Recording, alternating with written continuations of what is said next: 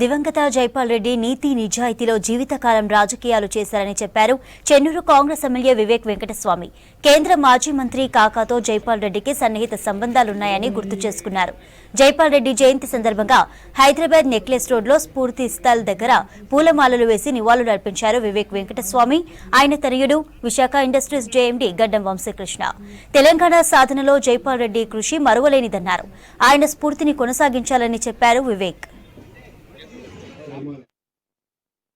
తెలంగాణ ప్రజల ఆకాంక్ష ఉంది. ఈ తెలంగాణ సాధించుకోవడానికి మీరందరూ సహకారపడాలని చెప్పి జైపాల్ రెడ్డి గారు చాలా కృషి చేయడం జరిగింది. తెలంగాణ బిల్ పాస్ కావడంలో ఒక కీలకమైన పాత్ర జైపాల్ రెడ్డి గారు వేశారు. కేసీఆర్ గారు కేవలము ఆయనే తీసుకొచ్చినట్టు ఒక నాటకం చేసి ఎవరైతే తెలంగాణ ఉద్యమంలో పాల్గొన్నారో, తెలంగాణ గురించి కృషి చేసినారో వాళ్ళందరినీ కూడా పక్కకు పెట్టడం జరిగింది. ఇప్పుడు కాంగ్రెస్ ప్రభుత్వం వచ్చింది, రేవంత్ రెడ్డి గారు ముఖ్యమంత్రిగా ఉన్నారు.